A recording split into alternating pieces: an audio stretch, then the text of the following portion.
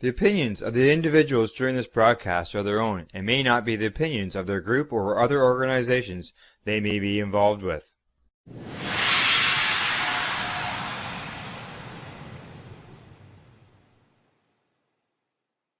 Cannabis Act Review. Question 5.2 Roundtable. A joint broadcast by KGL-TV and the Pace Radio Network. The question asks, is a distinct medical access program necessary to provide for individuals, or can access needs be met through a non-medical framework? Hear from Ted Smith, Stacy Bobak, Tim Barnhart, Jack Kungal, Debbie Stultz-Giffin, Matt Jerome, and many others. So let's begin. Hello and welcome to everyone to tonight's special joint broadcast of the Cannabis Act Review, question 5.2, a roundtable discussion. Joining me tonight is Reverend Kelly from KGL TV, and I am Al Graham of Pace Radio. Good evening, Rev Kelly. How you doing?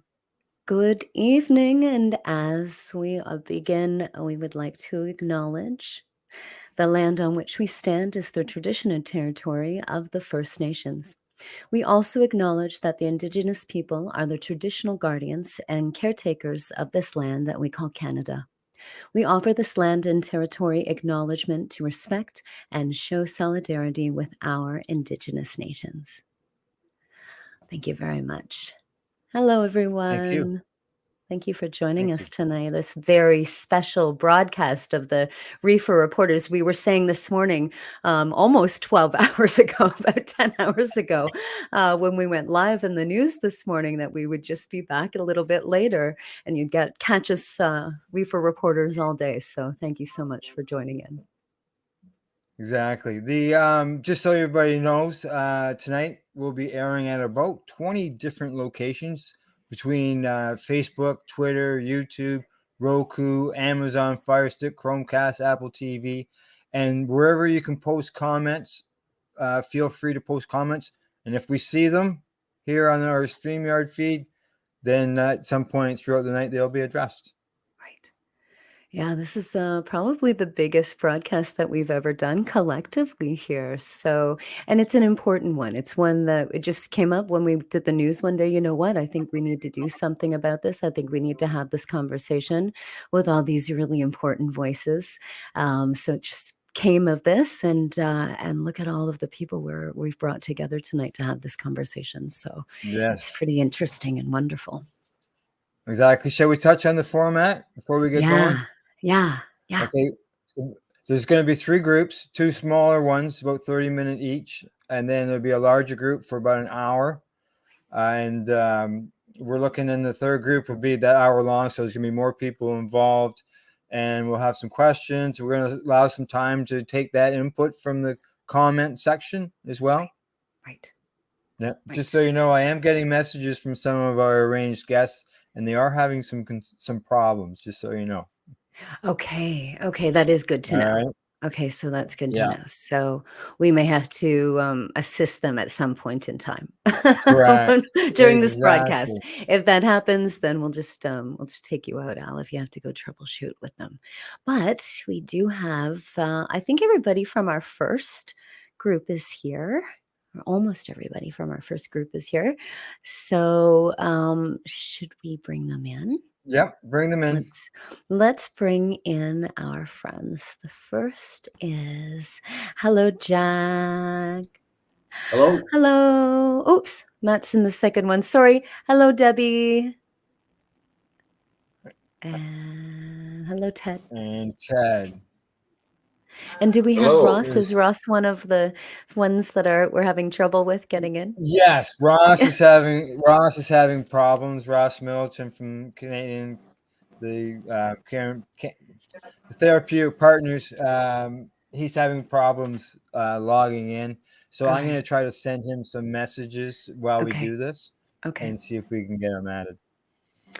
I think that would be great. Okay, so maybe what we'll do then is have each of our guests introduce themselves while we're waiting for Ross to come in. Sounds good. Yeah, we'll start with Ted. Hi, Ted. Yep. Hi there. Would you Thanks for having me on the show here and for doing this panel. You're I guess. welcome. Introduce yourself, name, and who you represent. Okay. Well, Ted Smith. I represent the 26-year-old Victoria Cannabis Buyers Club, based in the capital of British Columbia. Wonderful. Thank you so much. Nice. And Debbie, would you introduce yourself? Sure. I'm Debbie Stultz-Giffin. I'm chair of Maritimers Unite for Medical Marijuana Society. We've been registered as a not-for-profit here in Nova Scotia for 19 years. Decided there was a need to have a not-for-profit organized to help support patients because it seemed 19 years ago like Health Canada wasn't taking patients seriously and weren't prepared to adequately address our needs. Does that still sound vaguely familiar? I can't see over that 19 years much move for meaningful change in the program. Absolutely. I was also involved in the Hitzig decision. Wow. Yes, you were. Exactly. You've been around. Deb has been fighting this Many for a long years time. ago.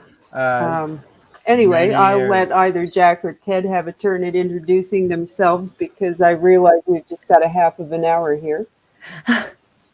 I have some wonderful news. I'm going to bring Ross in right now. It looks like the tech is working over there. Hello. Hello, Ross. Hi there. Hey, Ross, we're just looking for you to introduce yourself and who you're here representing. I remember critiquing the medical marijuana access patient sitting back possessing a Section 56 at Just hang on, Deb. the time. Go ahead, Ross. Okay, yeah, so I'm Ross Middleton. I'm Executive Secretary of the Canadian Therapeutic Cannabis Partners Society. I should say past, because basically the society is been inactive for a while. But I personally have been very active in lobbying Health Canada. I've got a lot to tell. Good stuff. Jack, even you need some introduction. Not everybody knows Jack. Well, my name's Jack Kungal, and I am a cannabis user, terminal cancer survivor. And so what I do is I work with people in my home. On my screen, it looks as if they're still loading in. Oh, okay. I'm sorry, Debbie. Everyone's fine at this end. Kelly, you see everything's fine? Yes. Yeah, okay. Yeah, it's like you said, Deb, you've got slow internet down there. Hey, Jack, go ahead. I don't represent anybody. I represent the dying people is who I represent. It's a good cause. Thank you, Jack. Thank you. Yeah, exactly. Okay, question 5.2. As we know, the Cannabis Act is being under review, and they're looking for submissions. They've got until the 21st of November in order for people to get their submissions in. And question 5.2, as you can see here on the screen, says, is a distinct medical access program necessary to provide individuals with reasonable access to cannabis for medical purposes, or can access needs be met through the non-medical framework? I look at this question as a two-part question. Is it necessary, the program, and will the stores suffice as a replacement for them? So I'd like to go around the table and ask everybody basically as two questions. And that is the program necessary? Tell us why it should be, why it's necessary and why it should be there. We'll just go in a circle here. From Jack, you're on my left. We passed the GB left. Well, so for myself, the store would never work, and for many people, it would never work. It's the cost factor. I consume almost 40 grams of cannabis daily, and if I had to go to a dispensary to buy 40 grams every single day, I could not afford that. It would cost me $16,000 a month. And so the home access program, me being allowed to grow my cannabis, I produce now what I need for $100. Big difference. Big difference. especially when somebody, when Exactly. you're usually on disability pension. So money is a big factor. Yeah. Deb, hopefully the delay is not too much. Can you explain to us what you think as far as is the program necessary, and then would the framework of the non-medical stores work as a replacement?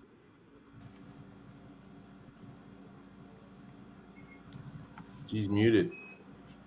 She's muted. Yeah. Yeah. She's still muted. She has Didn't that work. control at her end. No. All right. We'll watch for that, and Sure. I'll just move it over to Ross. Sure. Sure. The same question.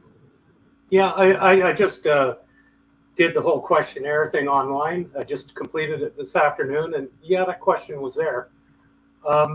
My answer was, are you really going to go ahead and try to violate our Section 7 charter rights again?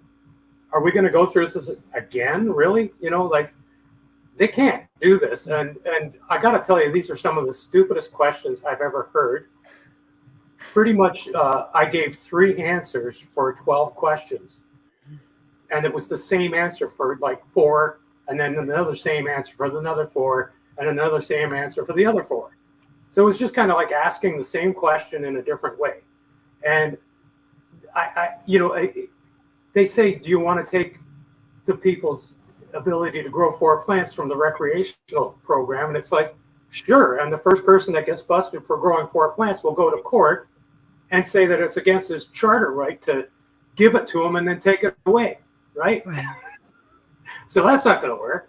And the medical program, how many rulings have we had that say that it's our right to have a medical cannabis program? I told them that they are, if there's a problem with the medical program, it's one that you created, Health Canada. You did this. You put no limit on how much people can get, right?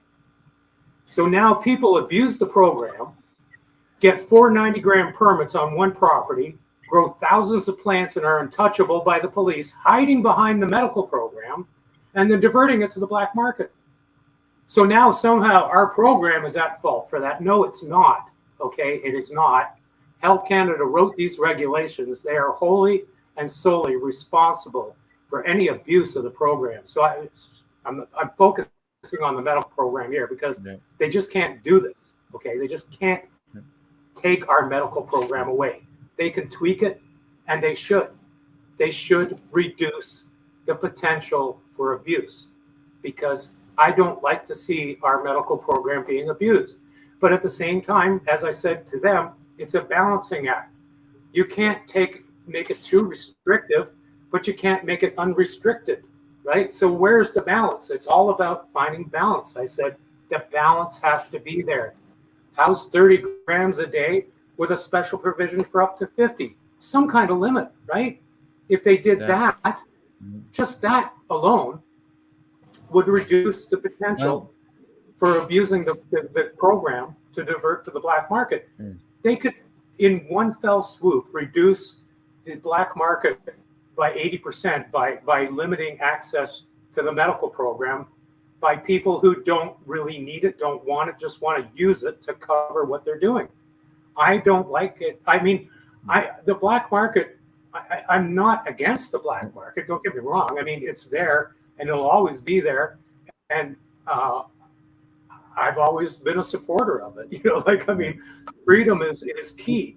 But that's also what I told them, that is when you put such restrictive shit in place on one end with the Cannabis Act, and then on the other end, a whole loosey-goosey thing on the medical program that's open to abuse at will. Now you've got this black market being fueled by your stupid regulations, and now you're trying to blame it on us. Can I just jump in so we can finish introducing our guests? Ted? You've done, okay, Debbie. Yeah, Ted, you've already, you haven't answered the question here for 5.2. Yeah, so I guess, obviously everyone here agrees that they shouldn't. In fact, they should improve it by allowing storefront dispensaries, improving the milligram dosage allowed to at least 100 milligrams, and they need to do other things to improve the program. But that's not their intent here. Their intent is clearly to shut the program down, and they, the last time they lost on these matters in the Allard decision was pre-legalization, when the medical program, the MMPR and the whole sort of scheme of having companies supply was very new, and so the Allard decision, did I guess at the time protect patients' rights under Section 7, but there's two stages in a constitutional challenge in court. And the first is to prove your Section 7 rights are violated. The second is the state has the opportunity to prove that it's in the public interest to violate those rights. And, consistently the state has lost that argument. But I fear that this survey is intended to collect information from multiple agencies, everywhere from realtors to municipalities, firemen, and certainly police and others who've had problems with the medical marijuana program, and that they're going to essentially just cast this huge net to collect information that otherwise would have been much more difficult for them to do. And they've got the full backing of the Canadian Medical Association, which for years, since legalization's been on the table, has been saying that now the medical marijuana program can be shut down, doctors can be cut out of it. They're going to put cannabis in the Natural Health Products Act, so that if you want to sell it as medicine in a store, it's got to go through some licensing and testing in order to be able to claim it's got a medical use at all. And otherwise, they're going to tell people to go to the recreational stores. And, I think they may make some incremental changes and allow people to grow, 8 plants instead of 4. They may even make an incremental change with the 10 milligram dosage. But it's something that I really think they intend and will go through on shutting the program down.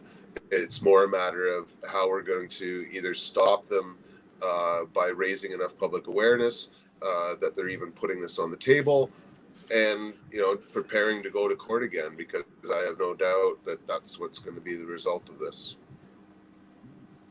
Yeah, it's not gonna go just drift away. Now let's see if Deb, if you're there, if we're not still swirly faces on your screen, and then you can hear us. If you unmute your mic. Fingers crossed. Fingers crossed. I know. I think no. Fingers crossed for Deb. Come on, Deb. Maybe we'll try to unmute her. She's in a bad spot down there, Mm. and she tries. Maritimes. Yeah. Okay. We'll keep working on it. If Deb comes through, we'll grab her while she's there. Sure. All right. Now, as far as if they cancel the program, like Ted was saying, and that others believe, okay, Deb is left. What happens to the children who are dealing with seizures? Is mom and dad just supposed to go into the corner store and just go in there and not have any, just go into the store, because they're not allowed to talk medical? So what effect would that have on the kids that were dealing with them? It would have a terrible effect on everybody. Let's start with Jack. Yeah, but specifically the children. I look at it like this: we still do not have access to this. Everything we have access to is a fusion. That's the crime. Why don't we have access to people? Yes, we don't have access to pure cannabis, so we have a fusion. The only place you can get if we go to a native reserve, or you have to make it yourself. Why is that? Why are we not allowed to have that? This is what causes the apoptosis of the cancer. This is what heals, and this is what we're not allowed to have. This is what they don't allow us to make. Why is that? Good question. I don't know. Question. Very simple Yeah. question. So what do Why we do do you give about us the kids this if they and can't we do the can't have program? this? What They do we can't. do so They can't take it away. uh, They can't take the medical program away. They're not going to do that. It's been too many court rulings have gone through, and there'll just be another one to add to that. If they tried to do that, they would just be have it overturned in the courts again. And how many times can they violate our charter rights before they get the message that you can't do that? I think personally they've already got that message. They know they can't take the medical program away, and they won't take the medical program away. I do see them making some changes to the medical program, and I honestly feel that some changes need to be made for the medical program because it is too open for abuse. I don't want to see the medical program that we fought so fucking hard for be abused by the black market to the point that we lose our right to our medicine. Okay? That's not on the table. I won't let it be on the table. I can tell you right I now that know I'm talking to Health Canada personally. I'm emailing them back and forth, and we're having an ongoing debate. You can go on and take that survey, and I've done the survey, and do it. Please do. It's good for everybody to put in their opinions.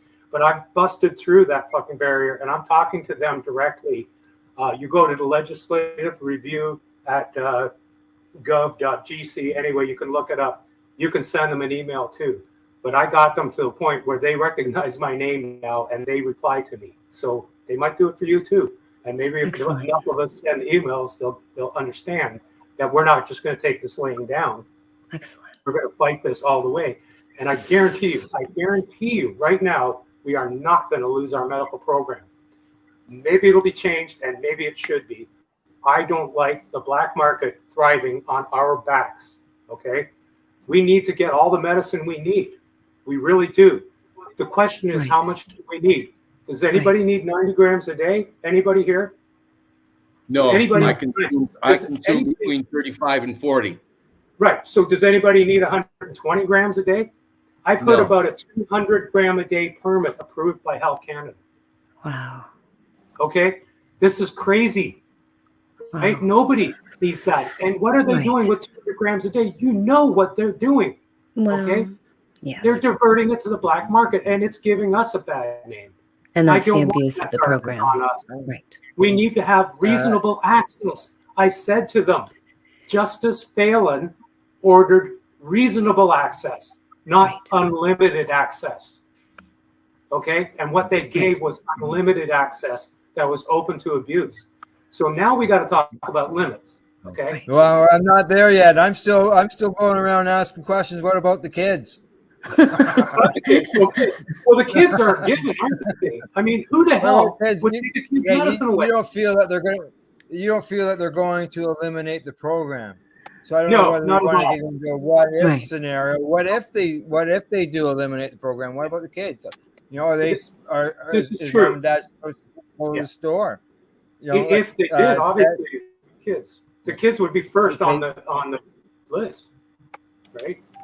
Over to you, Ted, when it comes to kids. Well, I'm quite certain that they're going to try and eliminate the program. They wouldn't have asked the question if it wasn't on the table. They're not really and never have been interested in improving the program unless forced to by court order. And this whole thing has been forced down Health Canada's throat, and they resent it. And now that cannabis is legally available, a lot of things have changed since the Allard decision in terms of accessibility. And I understand it's not quite as affordable as it is growing your own. But as time goes on, the prices in the legal stores are declining, and the quality is improving. And the accessibility to strains, which was one of the big arguments in Allard, is no longer valid because you can go into any one of these number of stores and they've got all the different strains, or order them by mail from the province or whatever. And so the accessibility arguments I think are much weaker than they ever have been before in court, because this is the first time there's been a court challenge with legalization.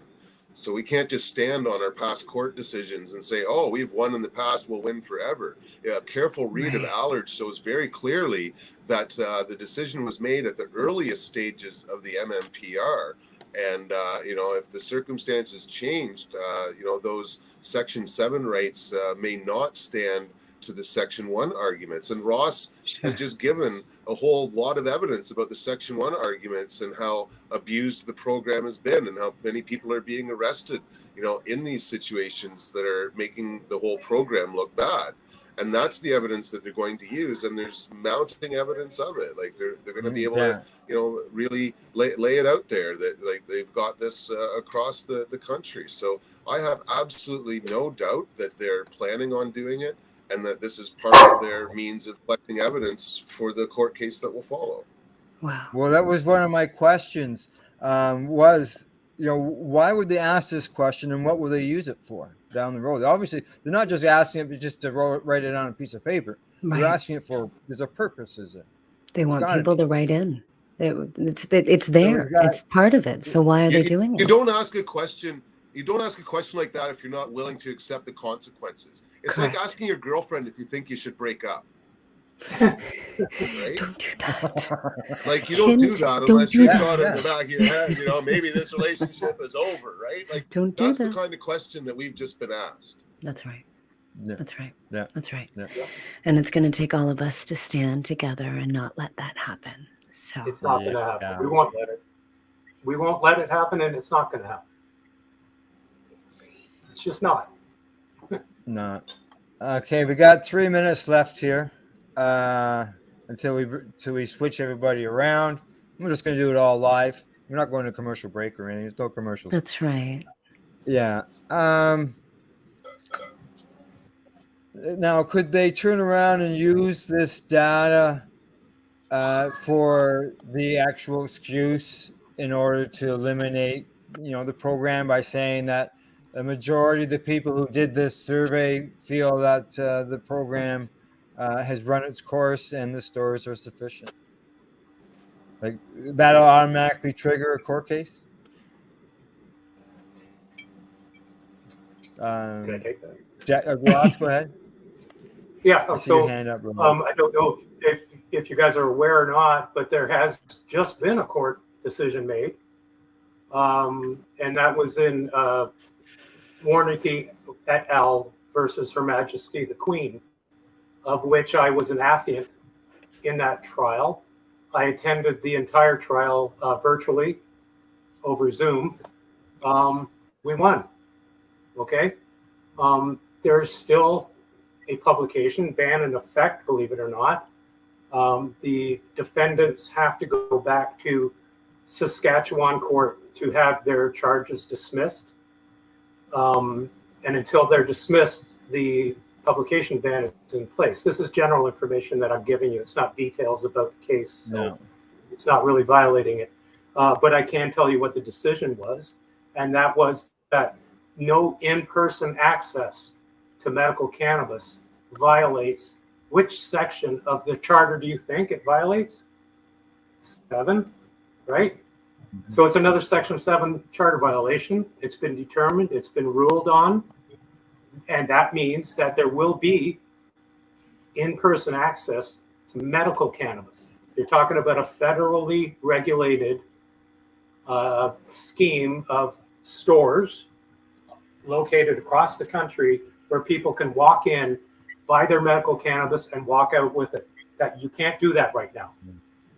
So I cannot see another ruling like this hitting Health Canada at a time when they have the gall to think that they could actually remove the program and end it.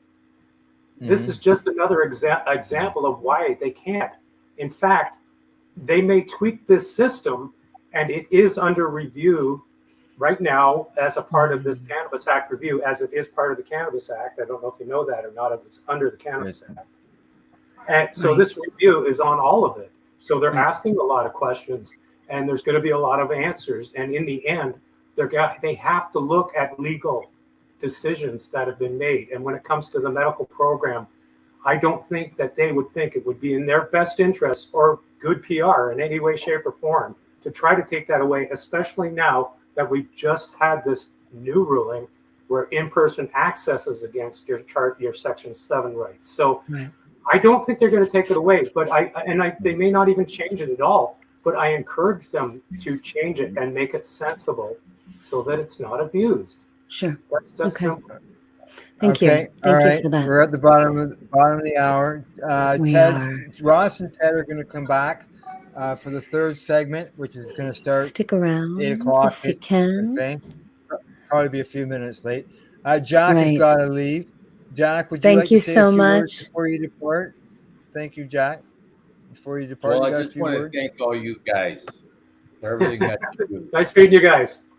Everybody, you've all done a fantastic fucking job. Just Right so on. you know. We're together. Thank you, Jack. Thank you. That's it. Good night. Yeah. Okay. Yeah. Al, we're moving on to segment number 2. We'll bring our next guests in. Yeah. One by one. I'm just gonna leave it like There we go. And we've got Shawna. We've got Matt. Matt. We've got Owen. We've got Tim. All Got righty. everybody. And then we'll bring everybody else in for segment number 3 afterwards. Hello, Correct. everyone. Hello, everyone. Basically the How's same everyone? idea. Hello, thanks that so we're much for gonna having do. us. You're welcome. Good meeting you too for the first time, Matt and Shawna. We'll go around the table here and get everybody to introduce themselves and who you represent or who you're part of. And we'll go ladies first. Shawna? Well, first of all, thank you so much for hosting this event and taking the time to make sure that our voices get heard and to have this conversation. It's a really important one. My name is Shawna Dunbar. I am an executive director at Educannation, Cannabis Education, Inc. We are a fairly new nonprofit organization, started up about 2 years ago. And we came together because we are all patients. We are all caregivers of patients that are in need, and cannabis has helped us, and we felt the need to find support for one another as cannabis educators and to spread the good word in a good way. So our mission is to provide the highest standard of responsible cannabis education. And I don't know, I think that covers about it. I know we don't have a lot of... That was it. Yeah, not a problem. Matt, down to you, Matt. Thanks very much, everybody. I just want to echo Shawna's thank you all to who are doing this tonight and also work so hard. My name is Matt Jerome. I'm the owner of Meristem Cannabis Consulting. I've been a longtime patient and advocate since I was about 14 or so. Long time history with the plant and work with patient populations out of Toronto, where I'm based, working with patient care groups, healthcare providers, and patients and their core group, their support groups themselves, learning how to integrate cannabis effectively and efficiently and safely. And I also work as a certified ganja, Canada's first. And for those that don't know, that is a new program out of Humboldt. That is a cannabis sommelier program out of there. And work as a writer and a speaker as well. So proud to be here, and thank you for having me. Thank you. You're welcome. Owen? Hello. Hello. My name is Owen Smith, and I'm here tonight on behalf of the Cannabis Digest newspaper. We've been in publication since 2010, reporting on all different aspects of cannabis, politics, medicine, history, religion, hemp, whatever it is. Most recently, it is the Cannabis Act. So alongside Ted Smith, we've run a series of articles with videos that talk about the risks that the review from the Cannabis Act poses to the medical community. So thanks for having me on. Thank you, Owen. Thank you. Tim? Hey, everybody. I'm Tim Barnhart, owner and operator of Legacy 420 on Tyendinaga First Nation. So I'm a patient too and an advocate from a First Nation perspective. So we were left out of the Cannabis Act in 2018. And so here we are today, kind of just, waiting to see what happens now with, patient access here.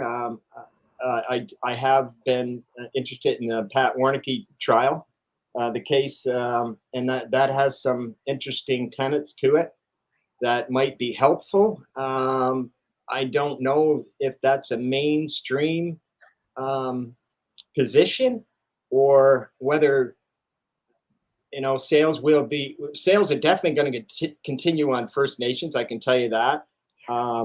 We're not going to get mowed over. Our laws are a lot different on First Nation than they are everywhere else.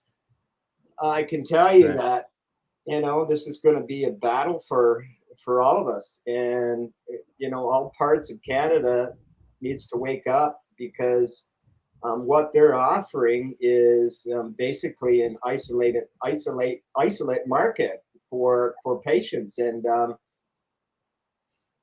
for me that's not medicine. That's profit. So it's nice to meet everybody, and it's going to be an interesting discussion for sure. Yeah, exactly. And when you're in the second half in the next group, Tim, we'll get into more on that, into the Indigenous end of things too, because Kelly and I did a report this morning on how you've been left out. Systematic exclusion is what that was about. Okay, so I'll go around again on the question. Kelly, can you put the question back up there? Yes, I can. Let me do it this way this time. Okay, question is for 5.2. They're asking if a distinct medical access program is necessary to provide individuals reasonable access to cannabis for medical purposes, or can it be met through the non-medical framework? I'd like to break it up into two parts. What do you think? Is the program necessary? And would it work under the stores? Just using the regular stores? We'll start with Shawna. To my left, pass the doobie to the left, right? Right, sounds good to me. I think a medical system is 100% absolutely essential. Our current medical cannabis system is not great. It needs major reform, as Ross pointed out earlier. I can give you a 32-page document that our organization wrote up last year in regards to all of the changes that we feel should be made. But I think the main question, to really look at is, so what if we do just shift it over to the medical system? They're not equipped to do it. How many of you know a medical practitioner who is equipped to work with a patient, give them the 101 information about, oh, you have an endocannabinoid system, and guess what? It's different than your neighbors. And, so you're going to have to learn this on your own. And I'm going to prescribe you this. And here you go, you're off on your own. How is that patient supposed to learn how to sign up with a licensed producer, or how to start growing, or where to find their seeds, or any of these things? As a cannabis educator who came up with my job all by myself because of my lack of support for my epileptic son, I see where we fall short as far as our medical system goes.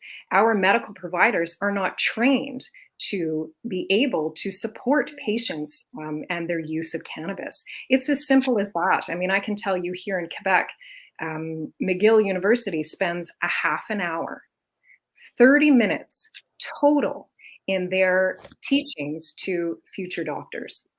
30 minutes on the endocannabinoid system. How is that equipping medical practitioners to be able to prescribe to patients. If that's what Health Canada is aiming for, then why are we not teaching them about cannabis? Why are we not teaching them about the endocannabinoid system so that they can support patients? Number two, where are our children going to be at? As a mother who fought long and hard to gain access for my son, who incidentally has been seizure-free for 7 or 8 years now due to cannabis, which we didn't have before that. It's our little miracle. And many other parents share this miracle, right? I'm recently working with a patient who is injured through the pharmaceutical industry. And he, along with 4 other students of the same age, 15 years old, in Ontario, vaccine injured, they've all developed epilepsy suddenly out of the blue. No one can explain it. So they're being turned away from the medical system saying, well, we don't want to talk about this. And now they're looking for alternatives because they're a little afraid of pharmaceuticals right now. Where are they supposed to go for that support? It's already difficult enough for them. If we pull this medical system away, where are those people going to land? Exactly. I'm reliving what I lived with my son 8 years ago. Yes. I'm reliving that with this patient right now to gain access, because practitioners are now saying, I don't want to prescribe to anybody who is not of legal age. Of course.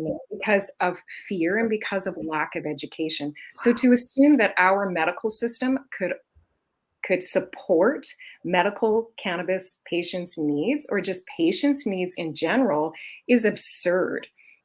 I think that we need to maintain the system. I think we need to review it. We need to make it better. We need to insist that proper education be part of the whole system. And again, if our government is so worried about, the black market, I think a really great point that was made earlier is, let's set some reasonable limits. Let's reform our medical system to make it make more sense. And here's another point that I find that everyone seems to overlook. Sorry, who knows about the medical cannabis system? Who knows about it?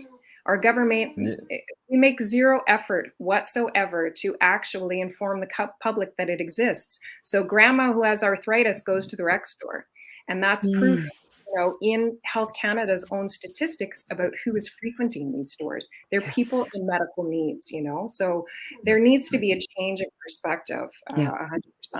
100%. All right, gotta move on. Thank you. Matt? Thank you very much, Sean. Matt, is it necessary? Wonderful points, and will the Shawna. scores work? Wonderful points, Shawna. And I really, I'm frustrated beyond measure that we're being forced by the government to even speak about this. I appreciate the fact that we need to, but as Ross pointed out, this is almost 3 or 4 steps backwards in almost every way. There is no doubt that we need a medical program. That is why we fought and have fought for years and decades to get this done and to push it in the right narrative. And it will be over so many people's, theoretical dead bodies that this will go over, that the recreational market will be used to Trojan horse, the medical market to Trojan horse the recreational market, and then be completely overtaken by the greed that is, as Shawna said, being pushed by willfully ignorant people up top. It's just blatant at this point that this is happening at the cost of so many people's legitimate lives.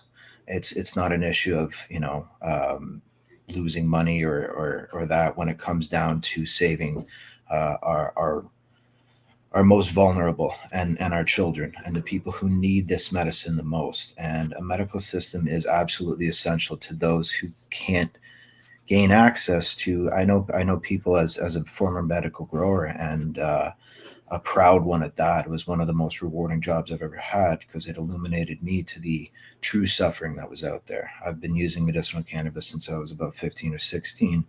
And, like we all do, we get stuck in our head and think that things are the worst. and working with some of the veterans and amazing populations that I did up near the area where I was growing for a little while, black market cannabis, because it wasn't, allowed to be going on. We were a community. There was nothing black market or we were an absolute community up there, sharing knowledge, sharing love, sharing passion.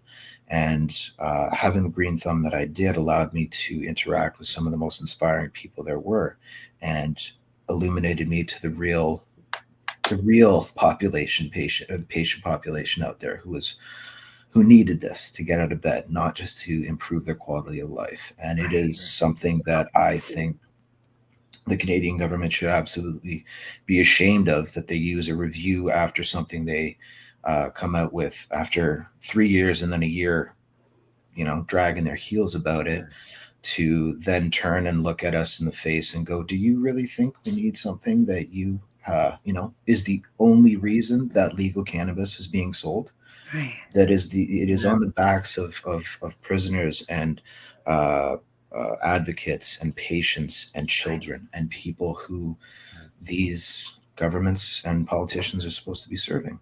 And it is frustrating beyond measure to have to take this back. We still need to, and we need to make sure that we stand united against this. But there is 1,000,000% a need for a medical program, and the fact that it's being even asked is, it's an outrage in my opinion. Exactly. Yeah, it's odd. Owen, which would be is it necessary, and will the storefronts work as a replacement for the medical program? It's definitely necessary. Let's say 1,000,000% was really high. I'd say 2,000,000% necessary. That we, talking about my case, edibles particularly still don't have access to anything above 10 milligrams per survey. When you talk about the medical people, well, we need to expand the program, at least to be constitutional. You had a little bit of mention earlier about Pat's case, the Wernicke trial, and the ruling that expands the edibles limit, that talks about having storefronts dedicated access for medical cannabis patients. Those are necessities, constitutional necessities. Yes. It's not that you can just get rid of that. Sort of. I think they get themselves in all kinds of trouble if they would do that, but they don't seem to mind. So you don't think that just an extra question is, so you still don't think even after all these years they still haven't met up to the ruling of your court case? No, they haven't. No, this very much it's unprotected. It's unsupported. There's no evidence that established the limit to 10 milligrams. It's just arbitrary. And there's no reason why someone should consume a non-medicinal filler carrier ingredient in order to gain access to the medicinal one that they're actually trying to get. It doesn't make any sense, right? Yep. It doesn't work in other things. They're only using it here because it seems like it's going to reduce the incidences of unwanted effects, which we all know is the case with cannabis. With edibles, people eat the slice of cake that their aunt made and spend the afternoon on the moon, and then they don't want to touch it for a while. Lots of the people who I introduced to edible cannabis, that's their experience.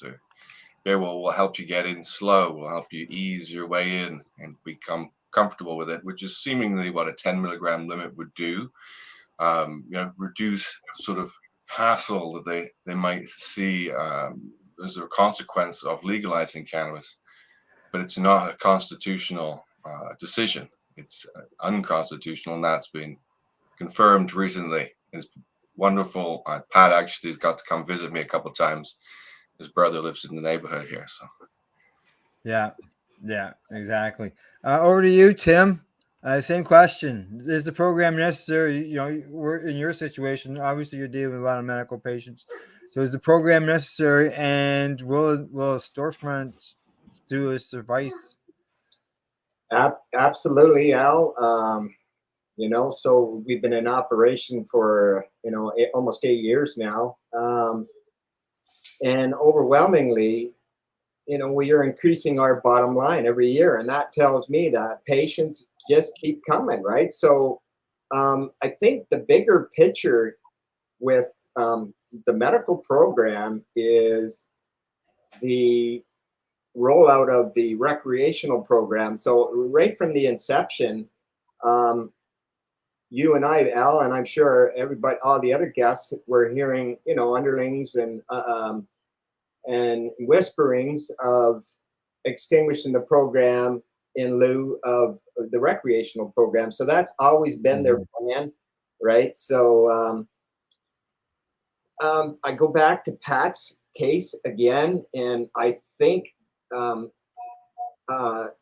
what Neil and Ross have said is that is the mechanism I think that we can use to push compounded medical cannabis forward. But there's nothing stopping them from doing the same, so they can turn around and license a regime to do just that themselves, taking it away from, the core groups that were originally involved. And this is really what's bothering me, is that all the guests that you've got today on the show, the knowledge and the years and years of experience is just a waste. It's just being wasted and frittered away. The government has always been aware that these strong advocates, like Neil's case, I mean, like it just goes on and on and on, right? Like all the way back to 1991. Is it 91?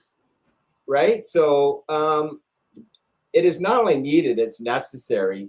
The low barrier access to First Nations have the ability to push out medicines for a lot cheaper than just about everybody else anywhere, right? And that's what we've been doing, and that seems to be the success that we're having, is this low barrier access. So people can come into the reserve and buy oil or medicine, right? But you can't do that when you go into the cities, right? So you have to buy an isolate product. They won't allow oil to be made in Canada, which is really bizarre. I originally wanted to, get arrested just to, to start this ball rolling over oil. Of course. So, there's lots of problems with the medical program, as has been mentioned, by Ross and many others, about plants, having such high scripts. But it's needed in a lot of cases. So there has to be a way to license this regime somehow and provide with the necessity. We're going to need lots of cannabis at where we are. So our needs are anywhere from 15 to 22 tons a year. And that's significant, right? So you're program away, then pretty much there goes the basis of our medicine, right? So we'll have to adopt some other regime on First Nations and move it forward on our own, and many of us are talking that across the country. So but I'm just stunned, guys. I'm just happy that we're here and that we're talking about this again after all of the trials and tribulations that Canadians went through to get us to where we are. It's a shame. Excellent point. Excellent point. Now, Thank you. I see, Shawna, you mentioned in a comment that oil is available now. Is that the fecal oil or are you talking about a mixture of infused oil? I mean, I would say that's maybe one of the good things about recreational legalization, is we're starting to see more products, a more diverse product line available. When I first started working with patients, we had flower and we had bottles of oil, right? That's I'm not talking about FICO. They're diluted FICO, right? We do have access now to suppositories and concentrates, and even RSO on the legal market. You can buy it. There's over 900 licensed producers right now. There's a lot of variety of product out there. 100%. Are people gaining access to it? Or are they being given the proper education on how to use it and how to benefit from it? That's a whole different story. Yeah. Right. Yeah, exactly. Holes and everything else. I mean, there are rabbit holes that we could dive down and, There talk sure about. are. But at least we're starting to see these products available on the market. Personally, I find it beneficial for those that are going, the legal route with their prescriptions. I have more available to help them. Yeah. Do I love it all? No, but yes, you can get RSO Thank on you. the market right now. Thank you for sharing that. Okay, that's good. Now, we asked the other group about the access for the kids. If they eliminated the program and it goes to the stores, where would parents turn to when it comes to? Would they be expected just to go into a store and have somebody to tell them, here, try this, versus going to somebody who's educated? I know, Shawna, that you mentioned that that was the situation that you were in 8 years ago with your I can't believe where we're at right now. I can't believe that, all my go-to prescribing practitioners are all throwing their hands up going, listen, Health Canada is breathing down our necks. And what I don't understand is, here's this. Right now, we're up against this review of the Cannabis Act. Why are there already changes being implemented that we're not being made aware of? Why are practitioners feeling like, someone's breathing down their necks and they're no longer comfortable prescribing to pediatrics? And where does this leave those families? They are going to turn to the recreational market. They're going to walk into a store, get what they think that they need, and potentially, give it to their children. That's a huge risk that our government shouldn't be willing to be liable for. I think our government is moving towards, cannabis is the same as alcohol and tobacco. And so guess what? It's not our friggin' problem anymore. We're not liable for this anymore. It's a recreational substance. That, I believe, was always the plan of action of all of this. But where does it leave not just our youth, but our seniors as well? We're talking about our vulnerable populations that need the support. They need medical support. They need the support of a system that's in place that can provide them with education and with guidance. And that's where Health Canada seems to be completely missing the mark. They're still focused on access. I'm sorry, but access is the easiest thing in the world. We have how many different markets in play right now? Anybody can find access to cannabis worldwide. We need to focus on education and providing support, especially for our vulnerable populations of patients, right? Recreational legalization has done nothing but build more barriers. It's not making it easier, it's making it more difficult for people. And Matt, over to you. When on the kids situation, you're dealing with patients.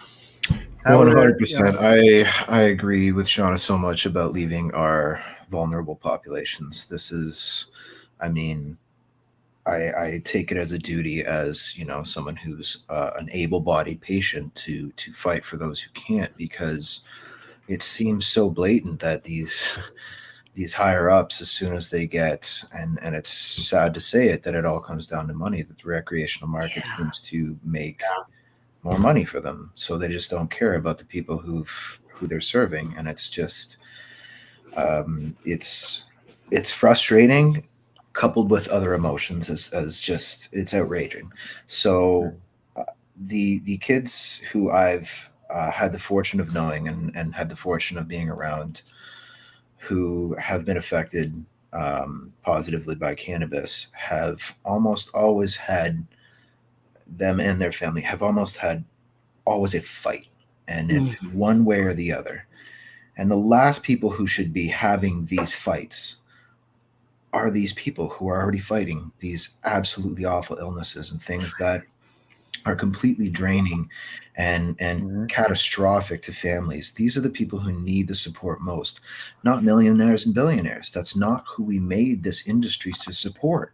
This is an outrage against the people that this was turned around, and our precious medical model that we fought so hard to get was turned around and given to, we knowingly, the worst people that we know, businessmen and politicians. And it's frustrating to know that the kids have even the ability to be negatively affected in this. That no, it is as Ross said, this can't happen. But it's, again, they're testing our resolve, they're testing our strength, they're testing our patience in every sense of the word. That this can't happen, but this shouldn't even be an option to happen. And I know they mentioned that things are already happening. We know that wheels are turning in the back, that this review seems to be another way for them to invite skepticism, for them to invite negativity and gaslight us once again. All these age-old things that were just past, and we know that the science is coming out, but no, that's Owen? making it Thank hard you. to so Thank you, Matt. Owen, I know in your case, in your trial, there was parents of a child that did get involved and is a intervener, and the effect that program at the time, what effect it was having on the kids. Could you just imagine having no program? Mandy McKnight, I heard recently is having some difficulty finding medicine. And yeah, I hear what Shawna said, that there's lots of parents out there who could be in a similar spot. And they're probably the most influential stakeholder group on media and potentially politicians, seeing it all around the world. When it comes up, it's hard to ignore. So it is. They always say, "What about the children?" That's what I say. What about the children? It's the unmatched bravery, and I guess you could say, like, day by day courage to exist and have a child who has such difficulties. That's probably some of the strongest force that we have, like, as a community. If we can support people in those situations, we're some of the most in need. So if this the recreational cannabis system can't do it for one reason or another, it's always going to be a need to help these groups. That's right. And the government doesn't. Yeah, your audio all of a sudden went scratchy there, Owen, but I was able to understand what you were saying. Tim, would you want to touch on the children's issue when it comes to eliminating the program? It's bizarre, really. So that's basically the first person I worked with was a 12-year-old child, right? And very sad case. The child ended up passing away at age 14, but we helped a great deal. And it's sad to think that a lot of kids, are going to be severely affected by this. I mean, we all know that pharmaceutical medicine, especially cannabinoid concoctions, don't work as nearly as good as the real deal. And so, the vulnerable period, Al, is really going to be affected here. So, we serve a lot of elders, right? We serve a lot of old people. Our demographic is between 50 and 75. Some of our people are as old as 100. I think the oldest 102, anywhere from Toronto to Montreal. And so, if medical is taken away, that's going to have a severe effect on that population. And so, the government, unfortunately, doesn't see cannabis as a medicine. And that's really the problem. If they thought this was a medicine, we'd already be teaching it in the colleges and in the universities. Yeah. But we refuse to do that, right? So we dance around it. We institute a program to hire a bunch of doctors to write big scripts. And I think that was part of the problem, is because I don't know about any of you guys, but my doctor basically helped me along to get my plant count higher.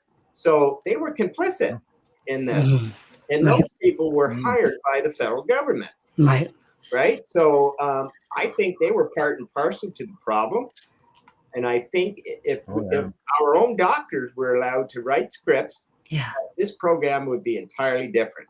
And if they turned it over and allowed medical doctors to prescribe medical cannabis, this would be entirely different. Who knows their patient better than their own doctor, their own physician? So he should be the person, or she should be the person that gives out the plant count to the patient, not some doctor that's sitting in an office in Montreal or Calgary or Vancouver. And that's basically what you have here. And so now they're blaming it on patients once again, that you're overgrowing and you're doing all this, high dose edibles, because they won't do it. As Neil said, that they're violating the constitutional rights of patients still today, right? And so this is going to end up right back in court, as we all know, and there's going to be another Neil, and unfortunately, it's bad for all of us. Oh, God. Yeah. Now I see it's about 5 after 8, almost 10 after 8. How many people we got in the lobby? Got enough room to squeeze everybody in? We can squeeze everybody in. Let's bring the rest of the group in right now. Hello, hello, hello. Wonderful. Welcome, everybody. Welcome. Thank you so much. We'll spend the rest of the time with you up until 9 o'clock. And anyone that is watching, feel free to drop your comments. And we're going to spend some time at the end of the broadcast going over your comments and questions.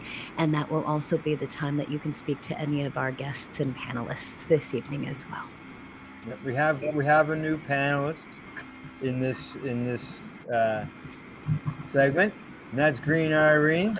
So I'm going to get Irene to introduce herself and who she represents and so on and so forth. Hello, everybody. I'm Greene Irene. And I guess if anything, I represent probably just patients like myself, because I've done a lot of peer-to-peer work and counseling with patients, which is one of the reasons why 5.2 really scares me. I feel like they're trying to very casually sweep the ACA, the medical access under the rug. And for that reason, I'm very grateful for advocates such as yourselves, because had it not been for you in the first place, I myself as a patient would not have found cannabis or gotten on board myself about 10 years ago. So if anything, I'm probably the big mouth that keeps saying, learn, and learn more. And the more that I learn, the more I learn there is to learn. If I could say anything to the statements, it's that there is a definite line between a medical user and a recreational user, and that the medical user is looking to treat a symptom or an issue or a challenge that is affecting the quality of their life. Whereas a recreational user is saying, you know what, I want a vice and I just want to break out of this and I want the whole experience of cannabis. And hey, c'est la vie. If you can go and get a shot of vodka, why can't you go get a, blunt of, I don't know, mystery alien cookies or something, So there's a definite command and need and want and desire for the medical, for the recreational. But as you guys have pointed out, everybody has said, there's real serious worry and concern for these patients, especially the children or the elderly. Could you imagine? I can't imagine my family going in and asking for something from my grandfather. to a bud tender. He's 97, just turned 98, when he's got this issue with skin cancer. I could just see one of the bud tenders. They'd be in panic mode. Here, let me tell you what you should be having for that anxiety. So yeah, there's a definite need, and it's very scary that the medical could get swept away. And thankfully, everybody's here going, oh, no, because we've all got something to say about it. So thank you for having me as one of those persons who obviously has a lot to say. Yeah, you've said it yourself. I get chatty. Exactly. So obviously you're going to say that you're going to agree the medical program is necessary, and the stores just won't suffice. No, and it certainly does need to be revamped. I mean, the whole medical thing needs to be worked at. All the reasons why, why is a really fracturing question, which just throws me off the deep end, and I can't be there. So I don't go with the whys. I just go straight to the pragmatic. Right now, where cannabis stands, the medical program stands, we need our own dispensaries. We need our own our own experts in the medical arena that's going to work with patients and clients. And 10 years from now, if we had those brick and mortar places set up, 10 years from now, this wouldn't even be an issue. It wouldn't even be a consideration. It would be a matter of fact. But we've got to get there, and we've got to, for those patients, for those kids, for those elderly, for the fact that, 20 years from now, I'm going to be one of them. You guys are going to be one of them. And I want to make sure that cannabis is available to me over the morphine, or God knows what else they're going to try and pump into my system. The problem. Next question I'm going to ask Ted this question directly, and I'm sure anybody else can follow up afterwards.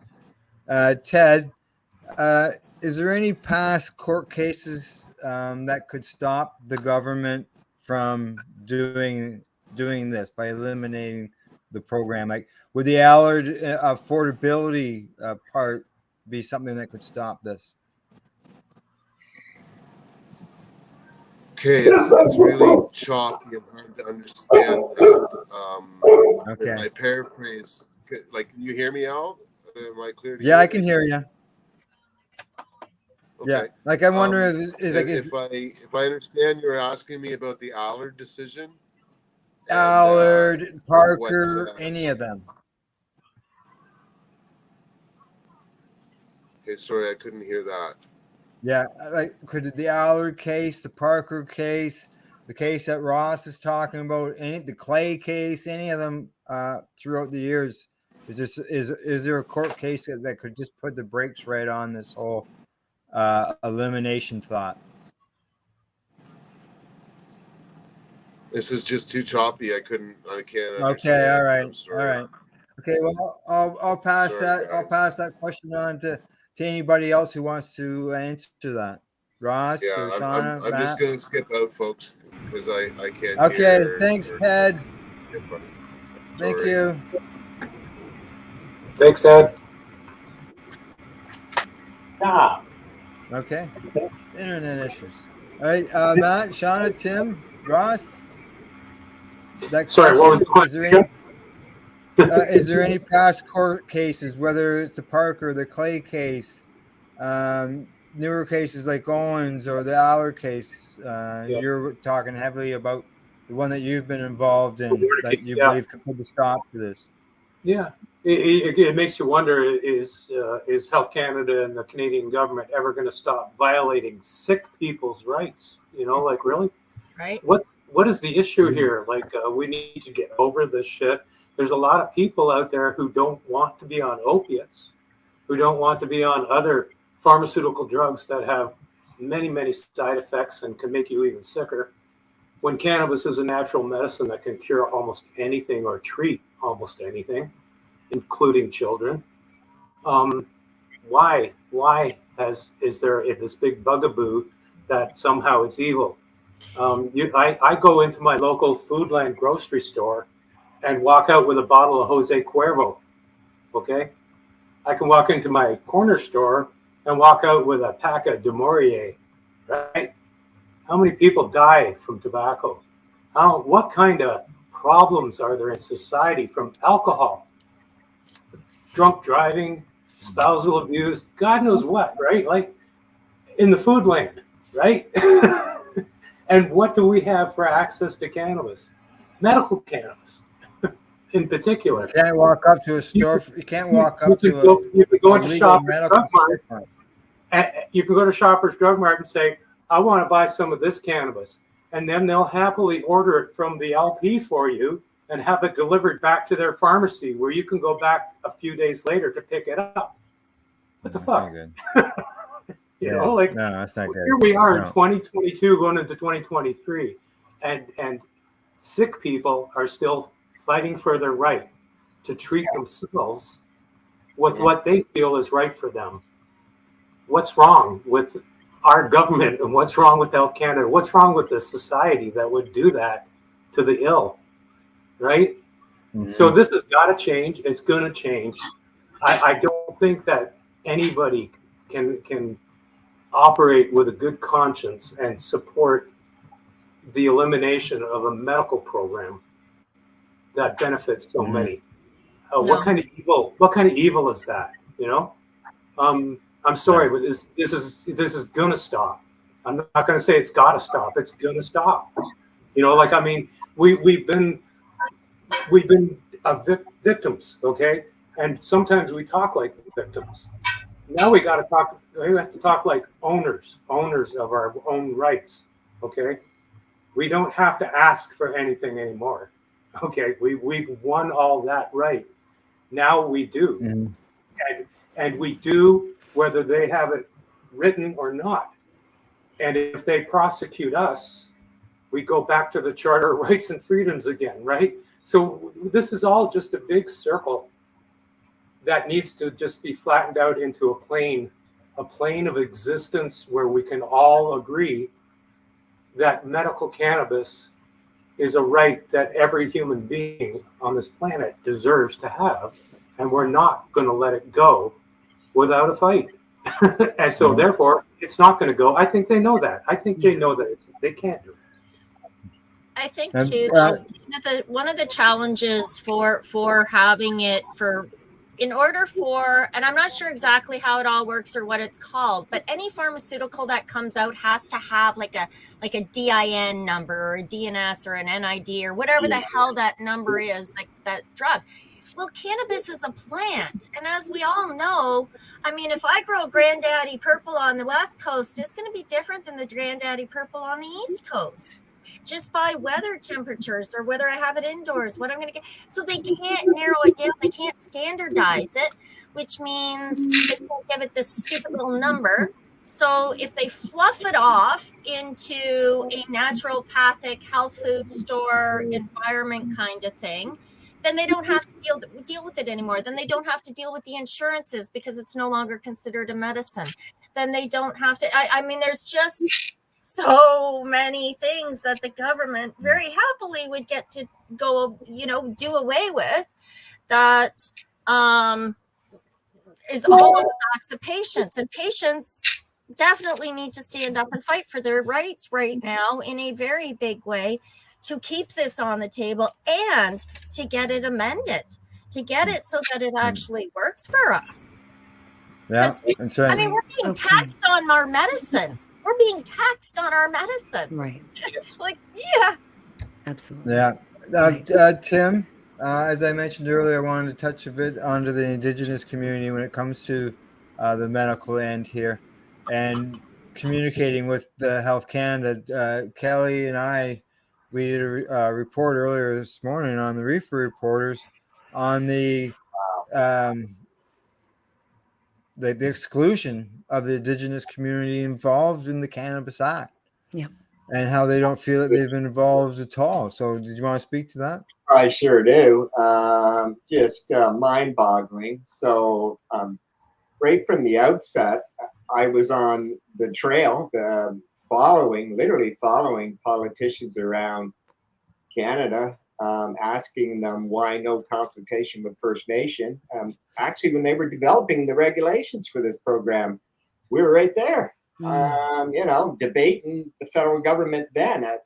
This is 20 2016, 2017, we would show up to these conferences, a group of us from various First Nations, the Medical Indigenous Cannabis Association. I had 6 of us had created that.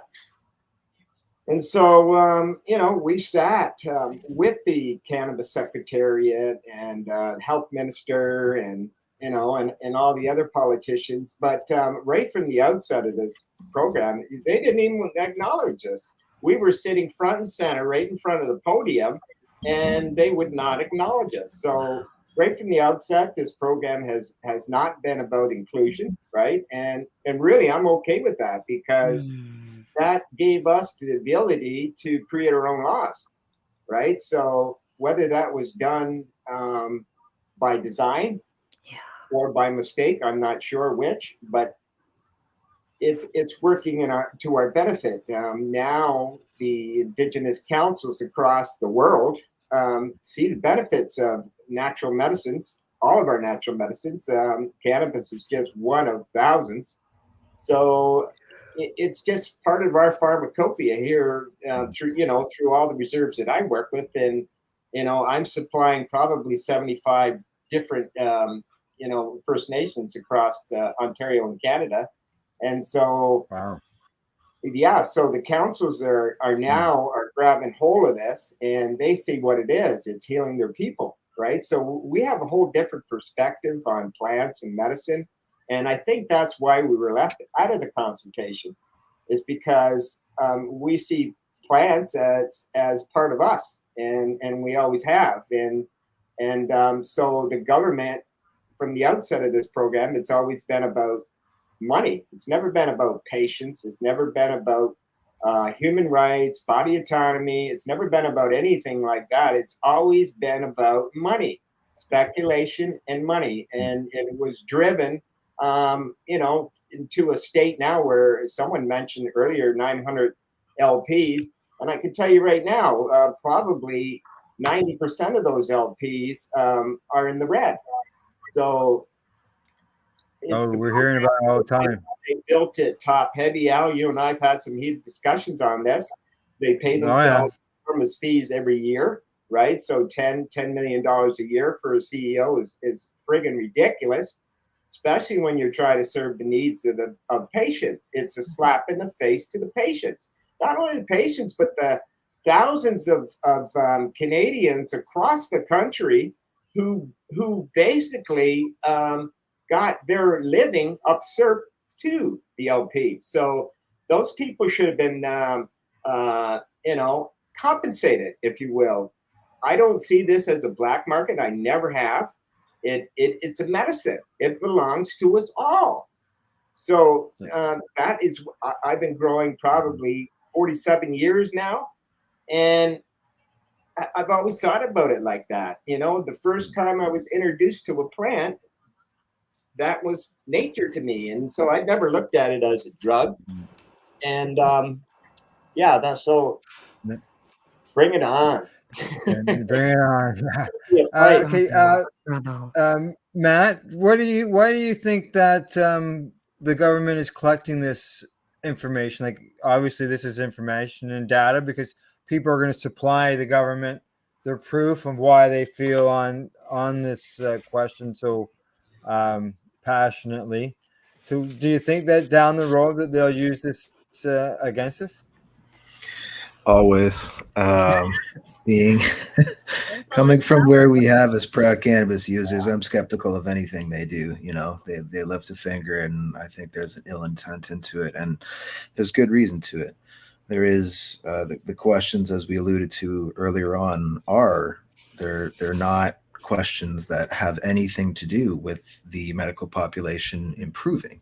It is kind of picking at holes in it. It's trying to create sand out of the foundation that we stand on, which I don't get it, because we've driven pillars into the ground. There's just no like we've stated here, that can't put all this back. We've worked too hard. What would happen to research if they did away with the medical program? I see ill intent. Yeah. What was that, Irene? sorry, like medical research right now. I mean, would all of that be halted? I cut out here a little. Would that? Yeah, well, they're supposed to do some research, but they're not doing very much of it. I can No, tell you but that what much. I'm saying is, if they did away with the medical program, would they also do away with all medical research? I think it's already halted in many ways. Right. It's certainly halted in the Canadian market, right? We see that research is really moving forward very quickly, especially medically elsewhere in the world.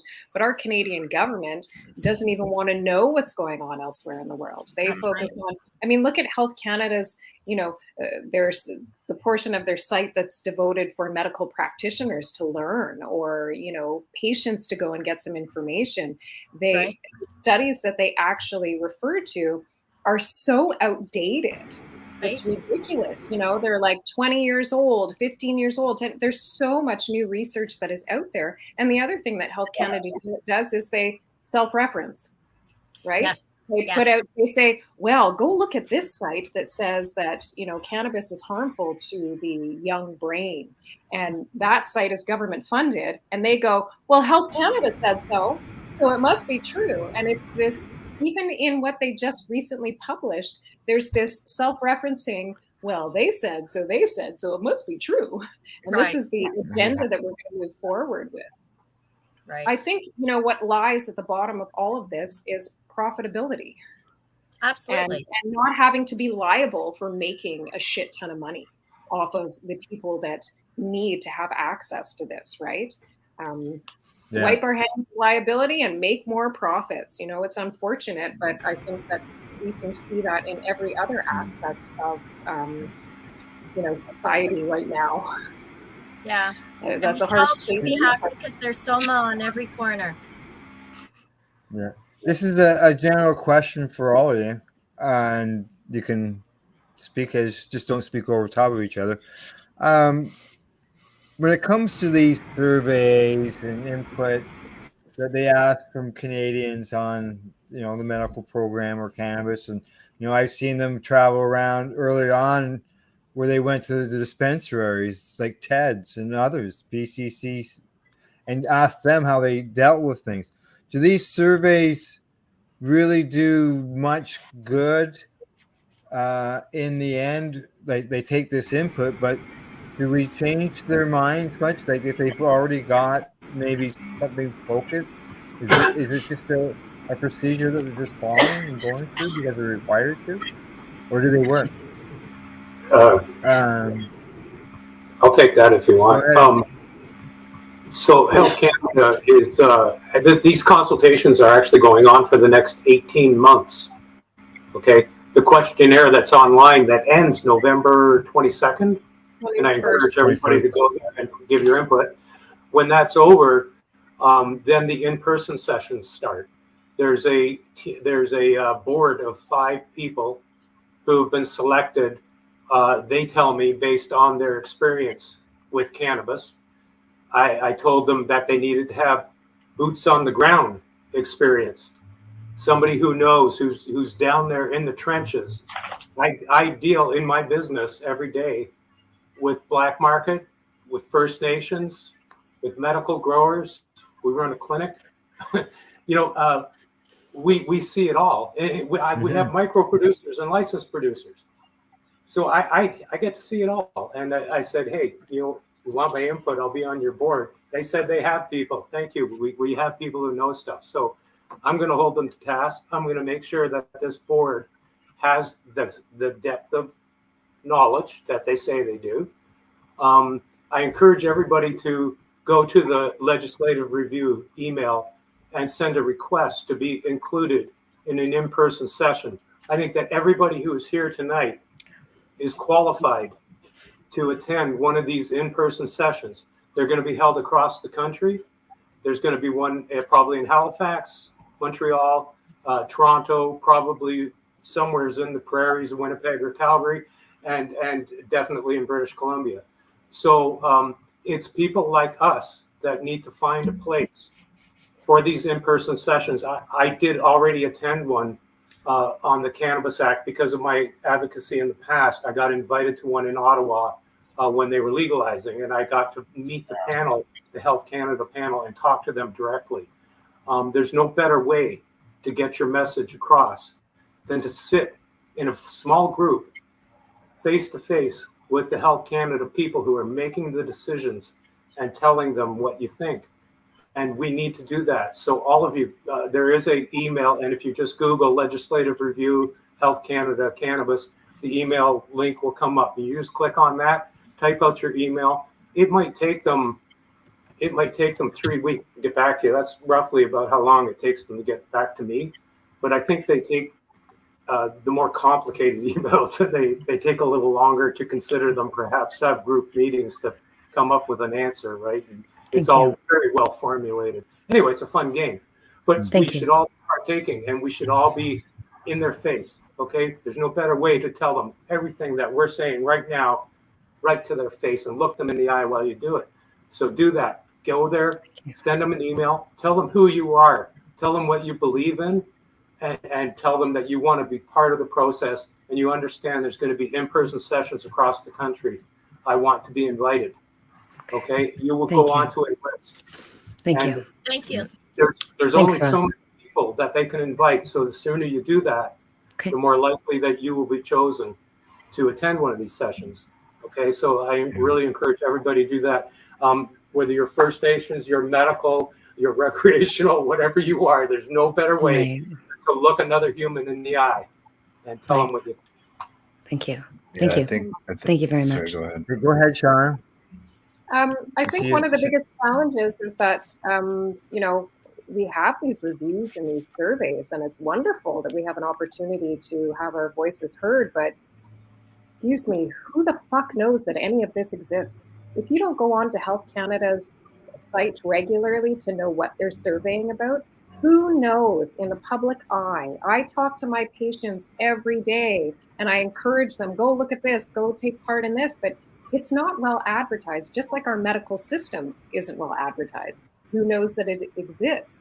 I feel like our government is, happy to make themselves look like they are being transparent and that they are looking for our opinions. But what public, advertising campaigns have been made? Have you heard about the Cannabis Act review on the radio? Have you heard about it in the news? I haven't. You won't hear. I'm in the cannabis community, I do this for a living.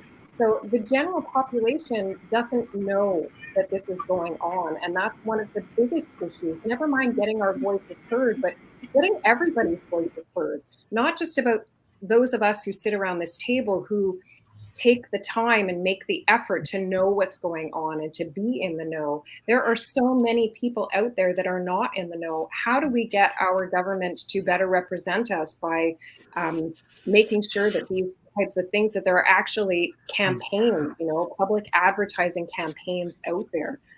That's one of my biggest issues. Yeah. Matt or Irene, you want to speak on that? I want to speak for sure. I think that, echoing everybody, I think the only thing that these survey questions have accomplished is making the entire medical community nervous beyond belief and outraged and frustrated. And it just goes to show how inadept these people who are running the show is. It's so blatant that it's not about us, and it is about, like Shawna said, just kind of covering their ass. And it's something that I know the medical community, I know how deep we, the heart rolls in the medical tribe that we all embody so much, that this fight will never ever be done. But it's just so ironic, what we were speaking about tonight, about how the kids are going to be most affected by this medical program, or maybe not even most, but among those most affected, and that the Cannabis Act was written so tightly regulated to protect the kids. And it just goes to show the hypocrisy that can kind of go on within this framework, that you get to pulling your hair out and go, this is absolutely outrageous. And not to mention the fact that they've pushed this recreational model on us and said, this is the best thing. This is, this is how it's going to go, and have lost what I think it's like $60 billion, $40 billion, whatever. I'm no, business expert, but I don't think you have to be to know that we are in a failing market completely. And not only are they looking at that and going, everything's all right, everything's fine, well, they're 12 feet below water, but they're taking out the model that can provide we all know our healthcare system is at the brink of existence, and we can't sustain it. It's unsustainable. Right. And have provided this absolutely revolutionary new idea to help people take their power back and be able to heal themselves in some way, shape, or form, impacting our community, impacting our GDP, impacting everything positively. If you can have that, the sight to see a little bit farther down the line, instead of your bottom line, instead of your next, your next election cycle. And it's very apparent that, as Ross said, we need to get these in-person meetings scheduled as soon as possible and look these people dead in the eye and go, this cannot go on. You will not get away with this, even if it's something that is already in motion. Just know it's not going to fly. And as the medical community knows, it's one step at a time, but it's a frustrating step to take for sure. Thank you. It is. Thank you. Tim, Irene, you want to comment on that before we go to the comment section? We gotta get to these questions. Yeah. Honestly, I think both Shawna and Matt and Ross have spoken pretty much most of my thoughts. Information is power, and it can be used against us, and it can be used for us. It's a choice on how we are going to wield it. And I think these in person, it's something that I think we have to do it just as a commitment to ourselves as patients, not just our communities of patients and people, but to ourselves as well. And it can't be a for-profit. We all have to feed ourselves, but we have to look after each other as well. And Tim, I believe you've dealt with some Health Canada issues in the past, met with them. Yes. Oh, yes. So the survey, I'm not much of a survey guy. I think it's a bunch of bullshit, really. They already have an agenda. Their agenda is clear. Right. That's right. So,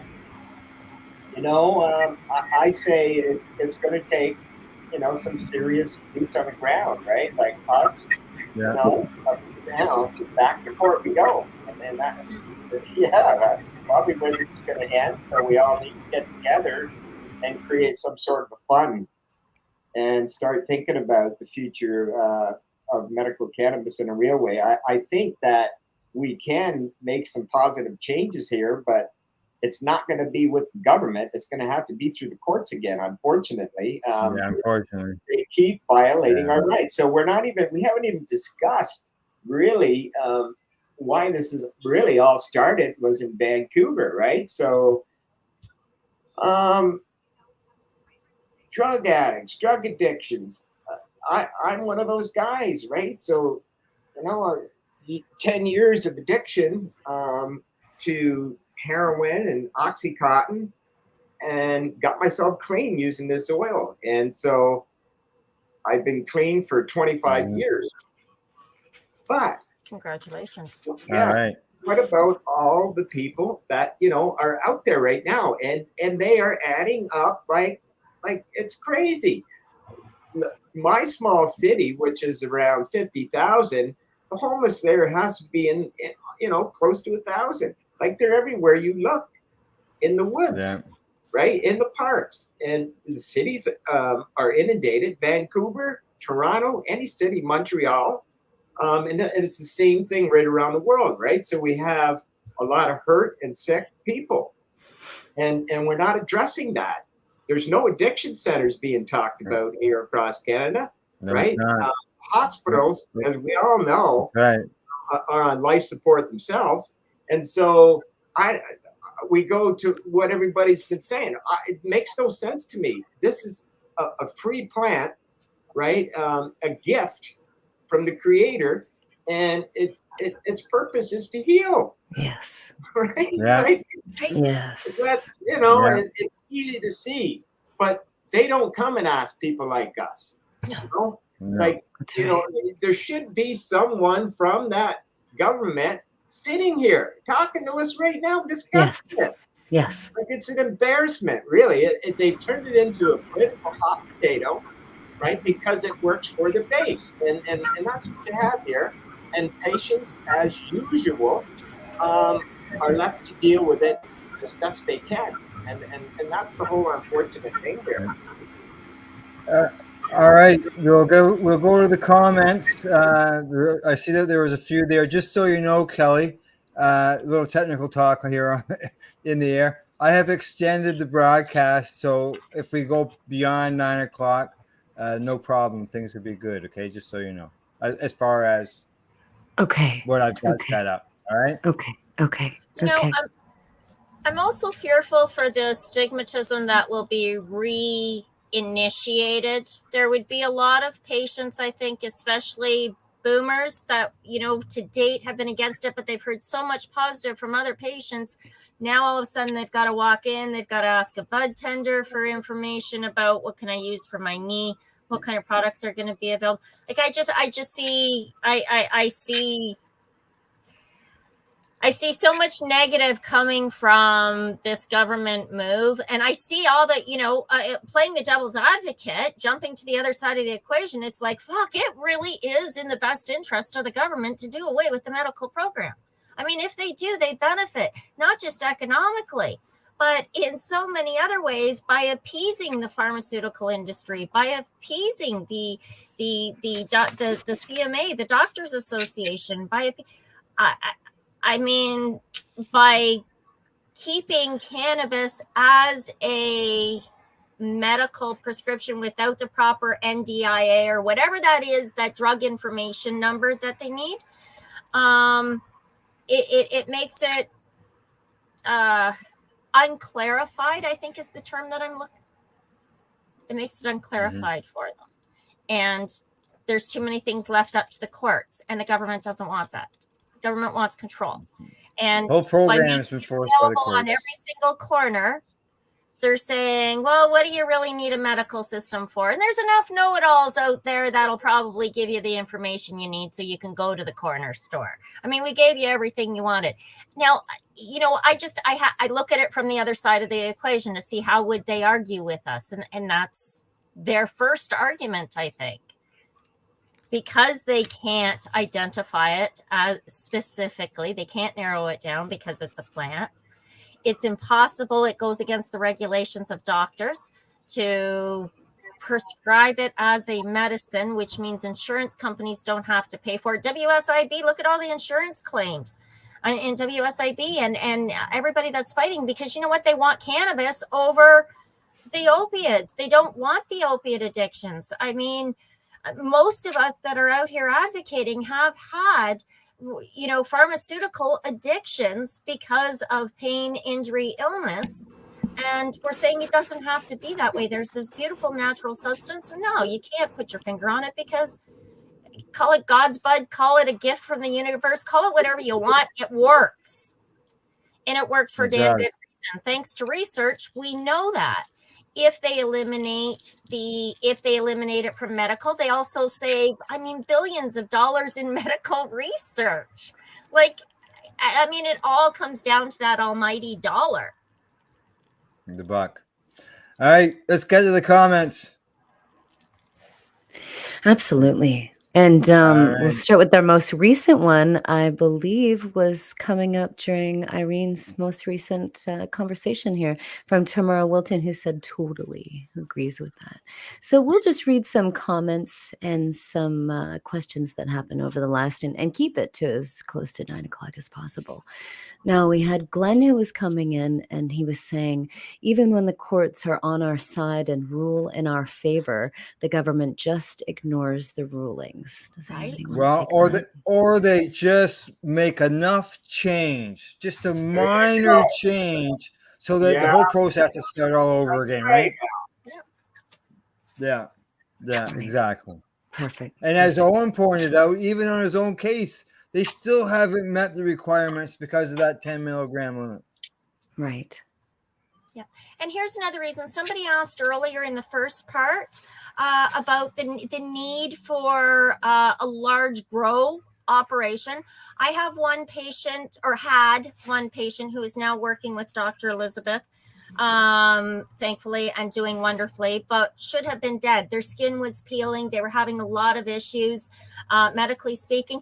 Raw cannabis was wonderful. So she actually consumes like 2 cups of raw cannabis. You need to grow a lot of weed to have that much raw cannabis available to you on a regular basis. Yeah. She grows a lot of its hemp. She really doesn't care what she gets as far as bud goes, because really in that respect, she only needs X amount, which would be regularly available by a normal prescription.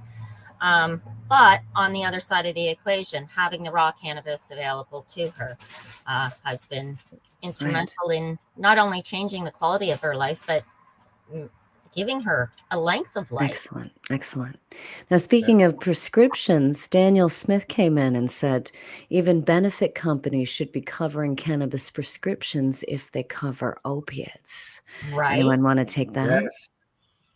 I completely agree. If they're going to cover opiates, they should be covering something safer, and that's the cannabis. I'm a perfect example.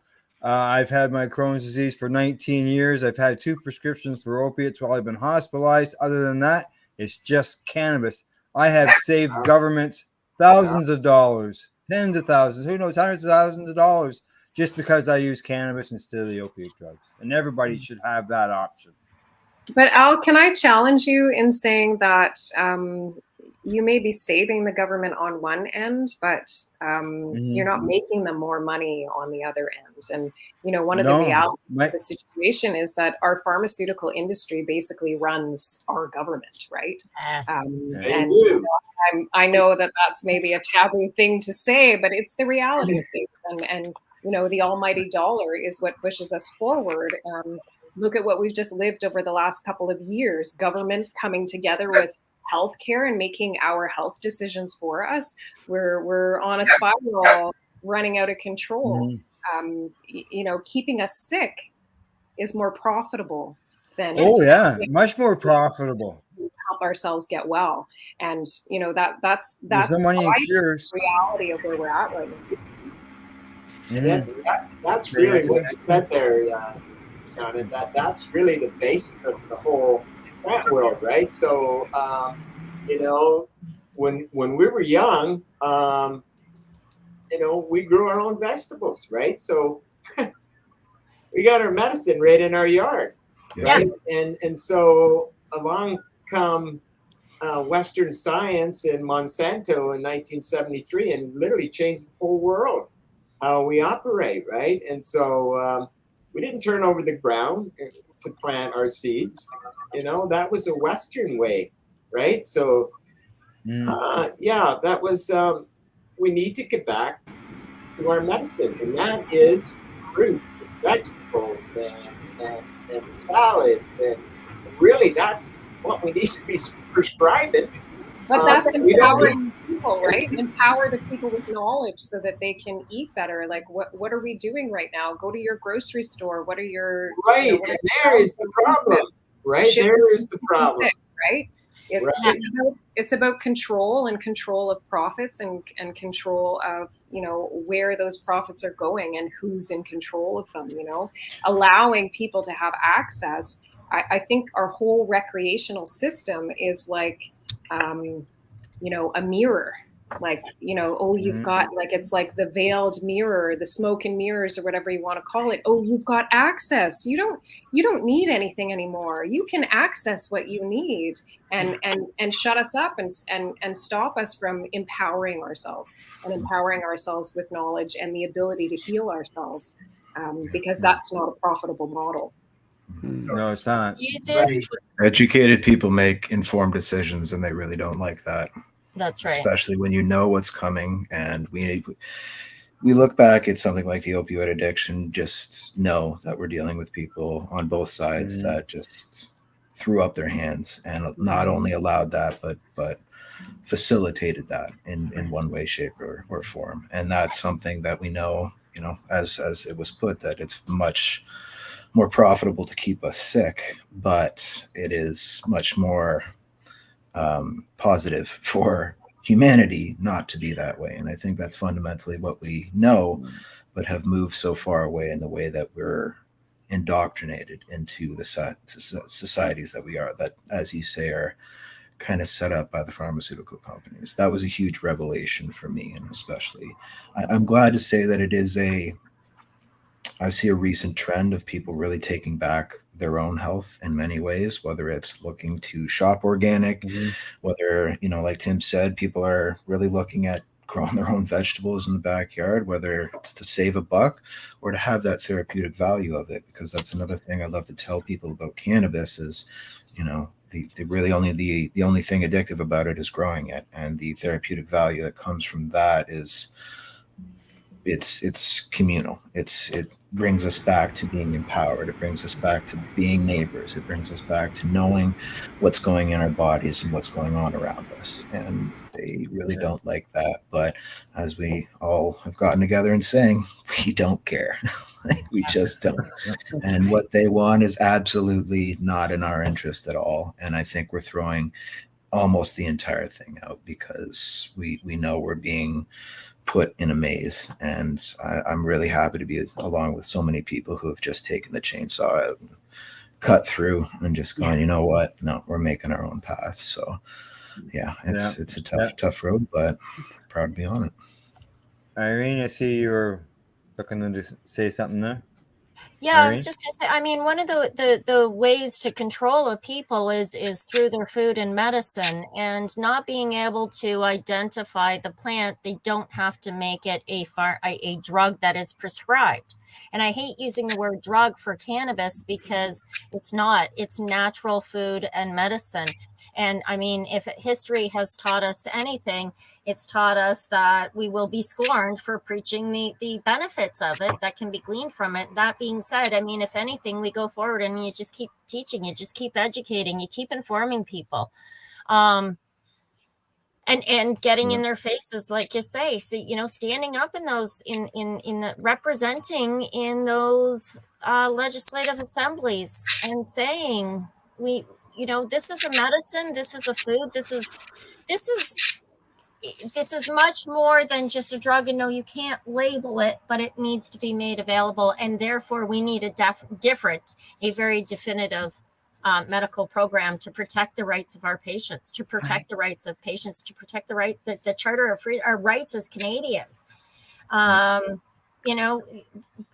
We don't read it anymore. Unfortunately, we're becoming a very lazy society, and we are the preachers. Every single one of us are the pot preachers that have to get out there and say, you do need to be using, have you considered cannabis? Try that as a topical, get that as an enema, eat that raw, get high. Holy shit, buddy, you need to chill, have a puff. I said that to somebody once when they were having a hissy fit. Thank God I had a joint on me. Any more comments there, Rev Kelly? Oh, yes. I actually have a question from the Butter Baron. He says, does Health Canada recognize a difference between medicinal and recreational access? Do they see dispensaries as access to medicinal cannabis? That's what they're pushing for, right? Is they're saying, let's make a dispensary. Go ahead, Sean. I think more importantly than do they see dispensaries as access to medicinal cannabis is that's what they're hoping that we see. And that's what our general population sees, is we saw recreational legalization. The majority of the population doesn't know that the medical system even exists, especially medical practitioners. And so, what are we seeing is that medical practitioners are sending their patients to the recreational outlets. And so that's where you have access. And again, we're coming back to this access. Didn't we figure this out in 2001? Like, aren't we No. past that? Haven't we grown? It's not about access anymore. It's about Well, the quality of access that we have to gain. So yes, unfortunately, our the majority of our public, especially our medical practitioners, I just dealt with a patient yesterday, same thing. My doctor said it was okay for me to use CBD, so he sent me to the local rec store, and I just don't know what to ask for. Like, what? Your doctor is so negligent. If your doctor has encouraged you to consume, then your doctor should be writing you a prescription, and your doctor should be guiding you through the entire process. And if they can't do that, then hire a medical cannabis educator, because guess what? We exist, Right. It's a lack of education, and it's a lack of willingness to see where we're falling short. Excellent. Perfect. I think on the Butter Baron's first part of his question had to do with does the government recognize the recreational or medical, the difference between them? I'm going to say no, because they don't even recognize the medical benefits of cannabis. That's right. Right. Yeah. Okay. Well, let's next. maybe just end. I just have a few comments we'll end with. Glenn says, growing your own medicine does not make the government any money. You agree? Right. Yeah. Right.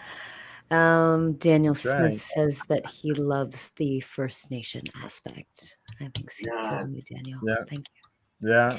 Yes. And Tamara says, sick and drinking alcohol and taking pharmaceuticals. That's right. That would make you sick, Tamara.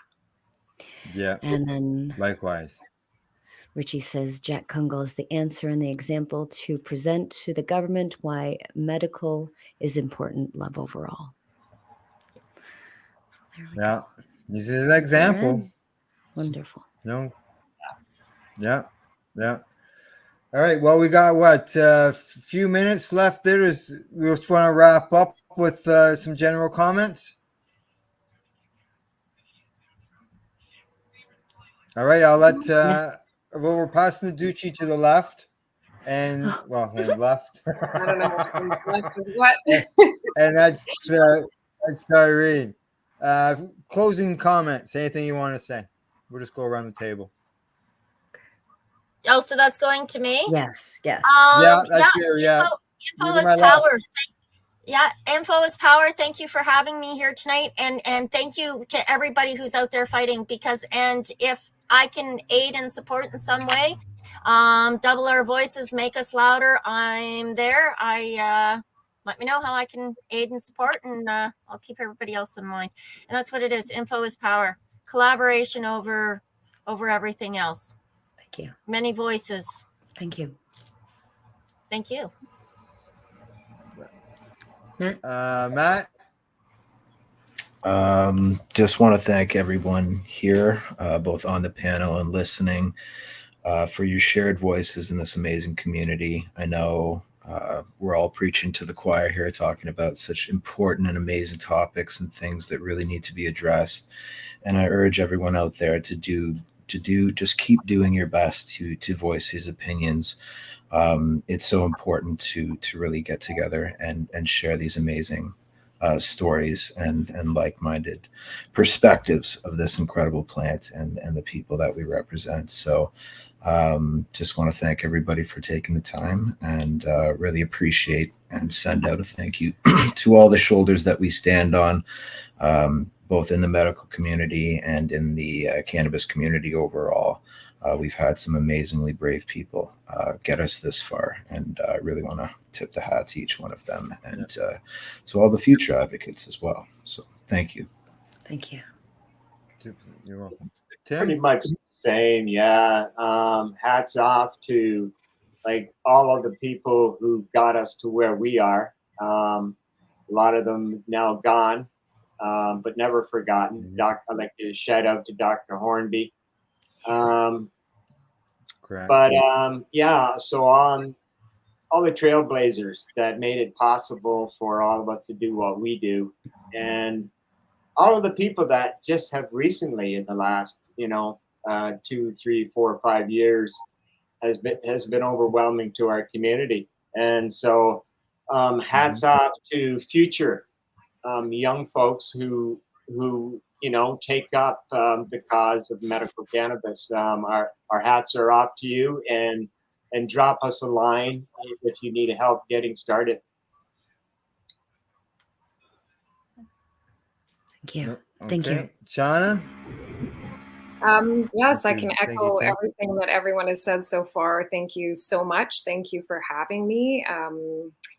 I really hope that you are going to I hope you've recorded this and that you're going to send this off to Health Canada, to help get our voices out there. Yes. Educannation ran a similar event last week, and we will be sending our response to Health Canada. We will be publishing it as well. So, when it gets out there, of course, we don't have very much time to do these things, but we're going to put it out there as soon as we can.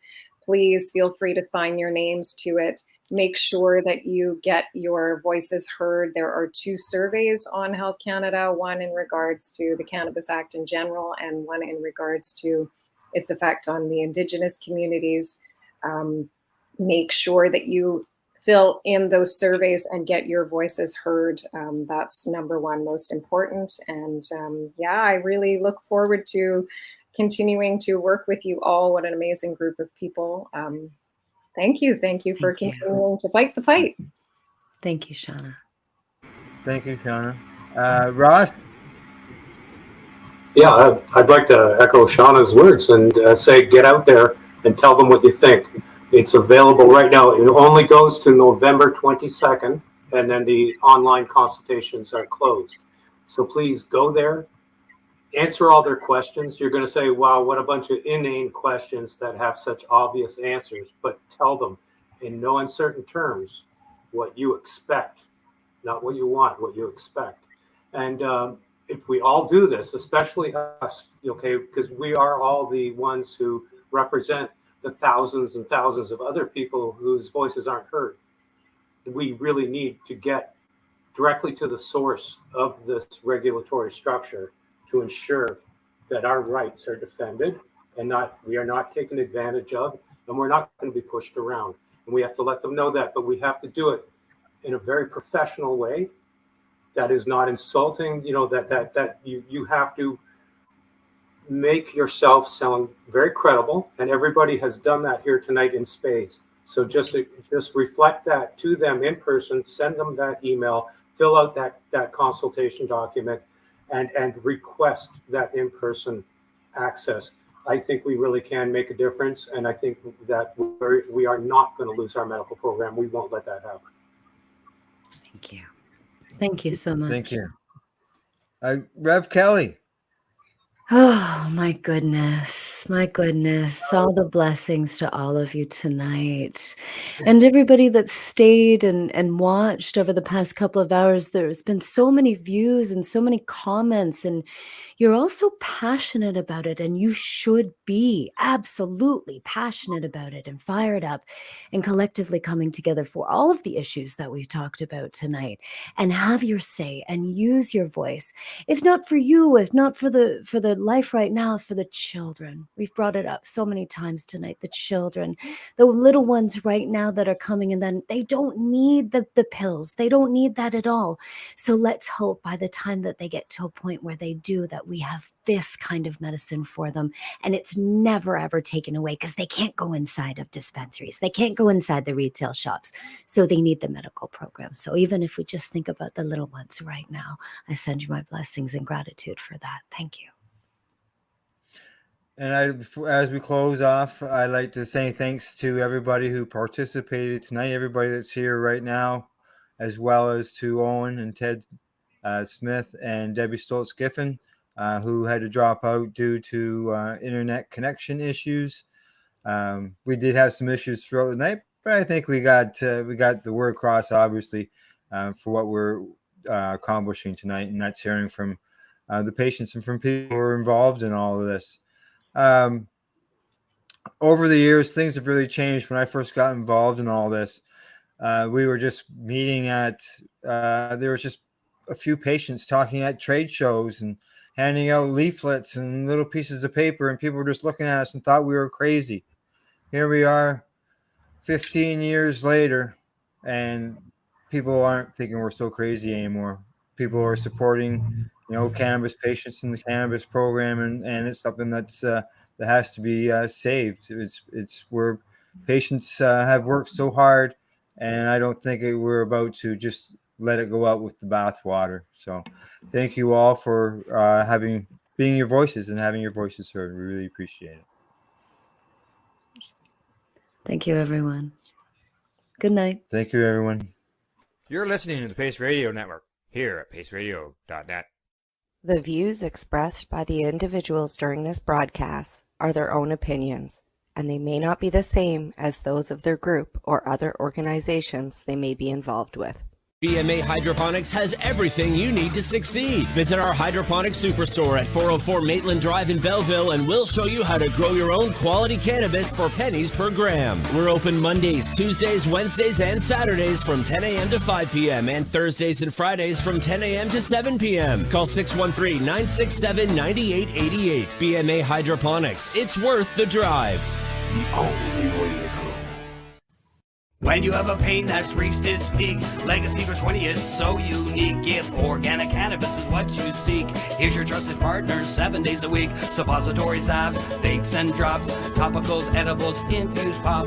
Just when life seems like it ain't easy, at Legacy 420, enjoy a pop freezy. Lab tested products, make them the GOAT.